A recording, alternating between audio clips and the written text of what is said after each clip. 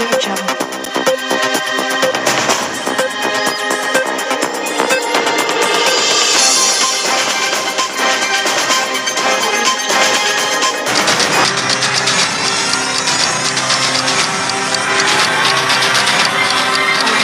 Assalamualaikum warahmatullahi wabarakatuh. Waalaikumsalam warahmatullahi. Terima kasih banyak kepada Pak Hilmi dan juga Irma dan tentu seluruh sivitas Universitas Nasional yang telah menggelar acara ini, dan ini menjadi sangat penting apalagi bicara demokrasi dan refleksi akhir tahun. Baik, saya diberikan tugas untuk mengulas tentang tantangan penguatan lembaga demokrasi.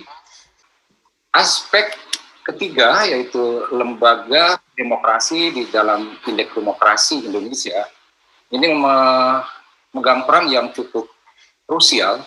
Mengapa dikatakan penting? Karena aspek lembaga demokrasi inilah yang berperan sebagai intervening variabel atau variabel penghubung antara kebebasan sipil, aspek kebebasan sipil, dan aspek hak politik. Seperti misalnya tadi dikemukakan oleh Pak Malik, mengapa kebebasan berkumpul dan berserikat cenderung rendah angkanya dan cenderung terbatas. Nah, itu antara lain disebabkan pertama, yaitu karena kurang berperannya kelembagaan demokrasi dan tentu terkait dengan perilaku.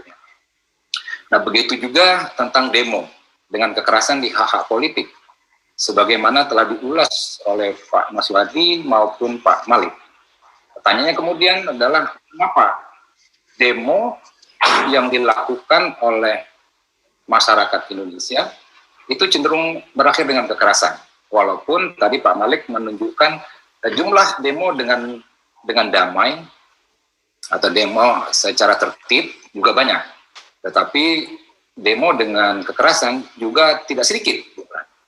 Pertanyaannya, mengapa kok demo kemudian berakhir dengan kekerasan? Kenapa tidak berakhir dengan damai saja? Lagi-lagi itu akan terkait dengan lembaga demokrasi. Ya, salah satu penjelasannya karena lembaga demokrasi tidak berfungsi. Gitu. Lembaga demokrasi tidak berfungsi, tidak bisa menyalurkan aspirasi dari masyarakat. Yang akhirnya karena tersumbat, pecah di jalan dan menjadi demo dengan kekerasan. Nah, ini saya menggambarkan betapa pentingnya peran dari lembaga demokrasi dalam konteks penguatan demokrasi di Indonesia.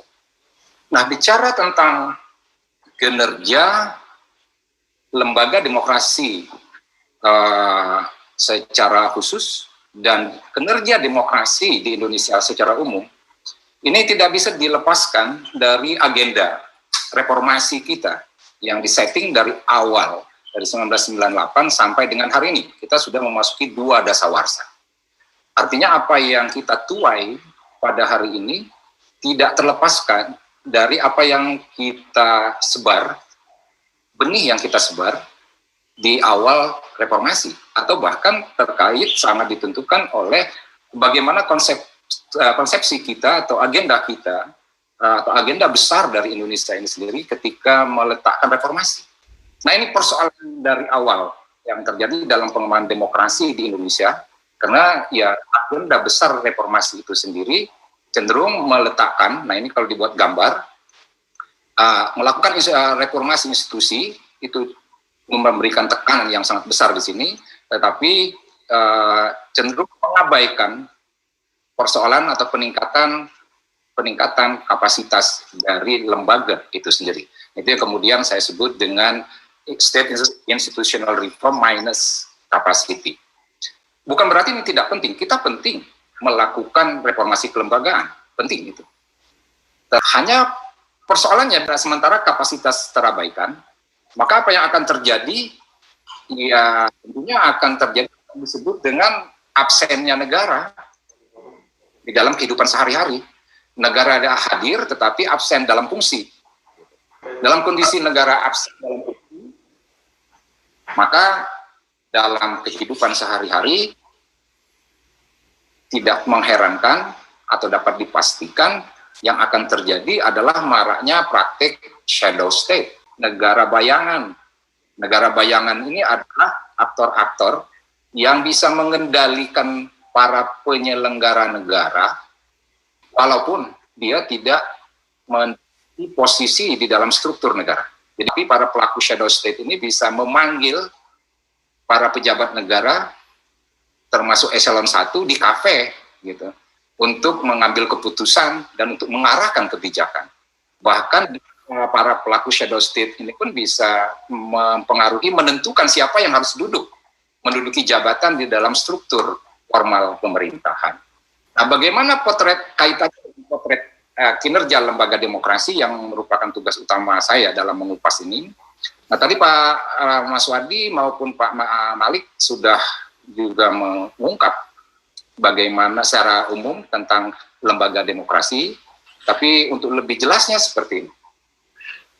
Indeks Demokrasi Indonesia yang tadi sudah disinggung oleh Pak Mas Wadi Rauf, bila kita lihat tren perkembangannya dari 2009 sampai dengan 2019, nah di tahun terakhir ini capaian komposit atau agregat dari Indeks Demokrasi Indonesia yang merupakan agregasi dari 34 provinsi, kata Pak Malik tadi, itu adalah senilai nilai indeksnya 74,92 di tahun 2019 yang baru saja dirilis bukunya.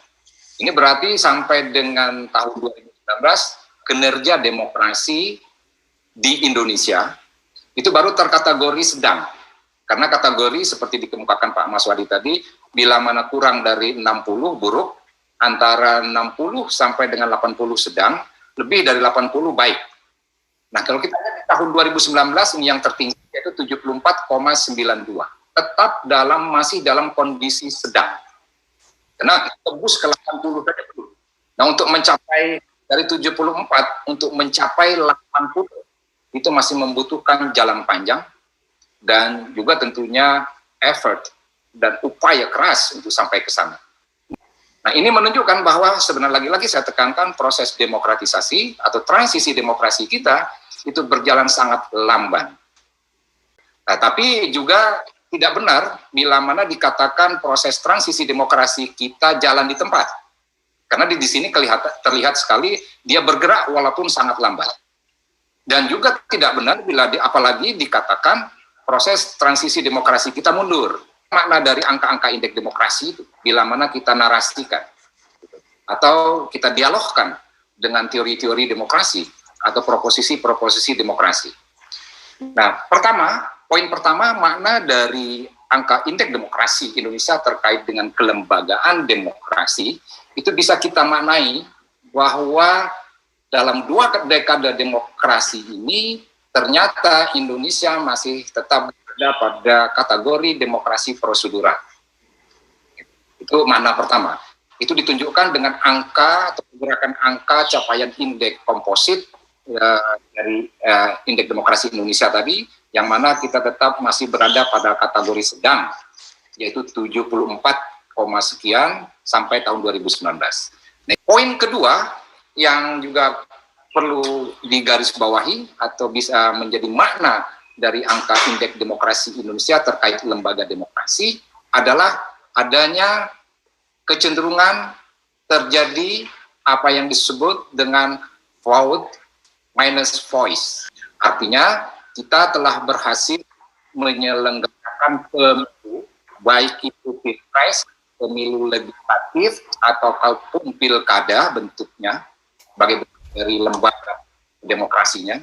Kita sudah cukup berhasil melaksanakan pemilu secara prosedural, dan dalam pemilu tersebut juga sudah cukup berhasil untuk meningkatkan partisipasi masyarakat, vote, di dalam setiap pemilu. Dan kalau kita lihat angka partisipasi cukup tinggi, rata-rata di atas 70, tetapi suara yang dituai pada saat pemilu dengan angka partisipasi tinggi tersebut masih sangat muskil menghasilkan suara atau voice ketika sudah duduk di kursi kekuasaan.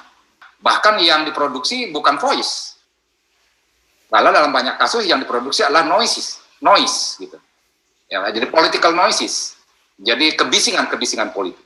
Dalam kondisi seperti itu ya pemilu cenderung lebih difungsikan sebagai instrumen oleh para elit untuk mendapatkan legitimasi dari masyarakat.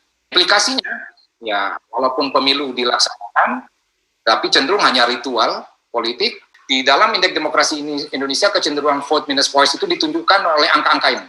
Ya misalnya pada variabel hak memilih dan dipilih, angkanya cukup tinggi, terkategori sedang 79,27 mendekati 80 dalam hal hak memilih dan dipilih. Ketika masuk di variabel pemilu bebas dan adil, angkanya tinggi sekali, 85,75. Ini menunjukkan kita secara prosedural sudah berhasil menyelenggarakan pemilu sebagai sarana untuk menuai vote suara, untuk melegitimasi elit tadi. Tetapi ketika kita lihat substansi, kapasitas gitu, nah ini terlihat terbalik gitu. Ketika dilihat misalnya kinerja DPRD, justru kinerja DPRD itu hanya 61. Jika diturunkan lebih ke lagi dilihat kinerja DPRD ini, kita lihat indikatornya. Untuk mengukur kinerja DPRD itu antara lain indikatornya adalah seberapa banyak perda yang dihasilkan dari hak inisiatif DPRD. Nilainya cuma 46 di bawah 50. Yang kedua, indikatornya adalah rekomendasi DPRD kepada eksekutif. Ya ternyata ya DPRD kita juga tidak banyak menjalankan fungsi meneruskan aspirasi masyarakat, baik melalui hearing yang ditangkap melalui hearing, audiens, atau kan bahkan mereka selalu punya jadwal reses yang dikatakan juga menangkap aspirasi masyarakat. Tetapi angka ini menunjukkan ternyata aspirasi-aspirasi masyarakat tersebut tidak banyak diteruskan kepada pihak eksekutif agar ditindaklanjuti. Karena angka itu menunjukkan bahwa skor indikator ini hanya 16. 16 itu artinya jauh sekali di bawah 60. Buruk sekali. Jadi ini banyak menunjukkan DPRD tidak banyak berperan gitu ya di sana. Poin ketiga yang penting untuk dicatat dari data indeks demokrasi Indonesia terkait dengan kelembagaan demokrasi, yaitu munculnya fenomena oligarki politik. Nah gitu. Oligarki politik. Jadi partai politik belum banyak berperan dalam menjalankan fungsinya sejauh ini, terutama dalam menjalankan fungsi komunikasi politik, yaitu dalam meneruskan suara dari konstituennya, pendukungnya kepada pihak eksekutif dan juga legislatif tentunya. Dan juga kader juga dikatakan masih sangat oligarki karena cenderung sangat sentralisasi dalam hal rekrutmen dan promosi kader parpolnya. Nah itu ditunjukkan oleh data-data indeks demokrasi Indonesia, di mana nilai skor indikator kaderisasi partai politik itu cenderung buruk dari tahun 2009 sampai 2019. Nah ini menunjukkan bagaimana oligarki politik ini telah berkontribusi sangat signifikan, bahkan saya cenderung mengatakan ini akar persoalan dari demokrasi di Indonesia saat ini. Dan poin keempat, apa bahaya dari kondisi seperti saya gambarkan tadi terhadap kinerja demokrasi ke depan? Ini poin ketiga mengatakan ini menunjukkan terjadi gejala defisit demokrasi. Antara lain, defisit demokrasi itu kalau dibaca dari legislatif, ditunjukkan rendahnya akuntabilitas dari DPRD, lembaga representatif kita, yang mana ditunjukkan antara lain pada tahun 2018, indeks hanya 58, karena kurang menjalankan peran, dan 2019 meningkat menjadi 61,74. Ini menunjukkan betapa DPRD atau lembaga legislatif belum berperan secara optimal, secara baik, dan lebih konkretnya lagi itu ditunjukkan oleh antara lain buruknya kinerja mereka dalam menghasilkan regulasi, terutama yang berasal dari hak inisiatif, dan juga buruknya kinerja lembaga legislatif atau akuntabilitas dari kinerja lembaga legislatif ini dalam menghasilkan rekomendasi kepada pihak eksekutif. Nah kalau kita lihat di sisi lembaga eksekutif, kalau tadi legislatif, dari sisi lembaga eksekutif menunjukkan gejala defisit demokrasi, ya itu juga buruknya kinerja transparansi dan akuntabilitas di kalangan birokrasi pemerintah daerah. Nah ini dibuktikan dengan betapa rendahnya skor indikator transparansi keterbukaan anggaran APBD misalnya. Ini nilainya hanya 53. Nah ini juga menunjukkan bahwa transparansi tubuh birokrasi pemerintah daerah juga sangat buruk. Nah ini bukti-bukti dari sisi kuantitatifnya. Pak Moderator, terima kasih sampai di situ. Mudah-mudahan nanti kita kembangkan pada diskusi. Assalamualaikum warahmatullahi wabarakatuh. Waalaikumsalam warahmatullahi wabarakatuh. Baik, terima kasih Pak Prof. Sari Hidayat. Banyak hal yang tadi sudah disampaikan kepada kita semua yang terkait dengan masalah kelembagaan demokrasi